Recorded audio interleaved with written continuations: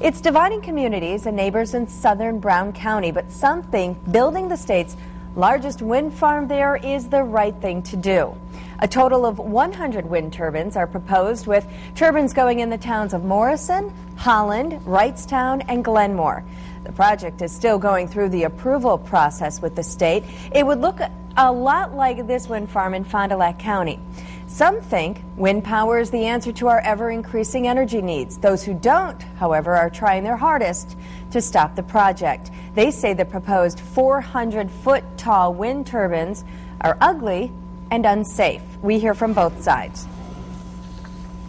It can have mental and physiological effects on your body. There's also the low-frequency sound waves, as well as the sound waves that you can hear. And those have negative effects from sleep deprivation to increased blood pressure. We have to produce this electricity and power someplace, just like we have to grow crops someplace, just like we have to mine coal someplace. This all has to be done someplace, and this is a good place to do it. Tonight at Fox 11 News at 9, we'll take a balanced look at the proposal in part one of a three-part series looking at Wisconsin's wind wars. And Fox 11's Lou Hillman has been working on it. He joins us this morning to talk a little bit about the stories. Good morning, Lou. Welcome to Good Day. Who's this group trying to stop the project? Well, it's called Brown County Citizens for Responsible Wind Energy. Basically, it's a group made up of 200 neighbors, people that would have to actually live inside the proposed wind farm. Many of them happen to be farmers who live in southern Brown County, and their concerns, I mean, they've got many. Some of the main ones is basically just the visual impact of walking out of your home every morning and seeing wind turbines in every which direction. They also have concerns about, the possible impact it could have on their health.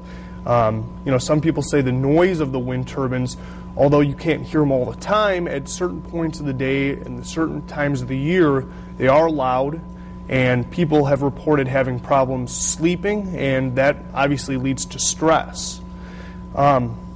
On the other end, I mean, there are people that are supporting the project. And they're quite vocal too, aren't they? Yeah, and maybe not as vocal. It's a lot easier to find the people that are against the project that are in favor of it. Real interesting, okay. But the people that support the project, you mentioned there are 100 turbines proposed in southern Brown County, which means there's roughly 100 landowners who have signed contracts to have the turbines on their property.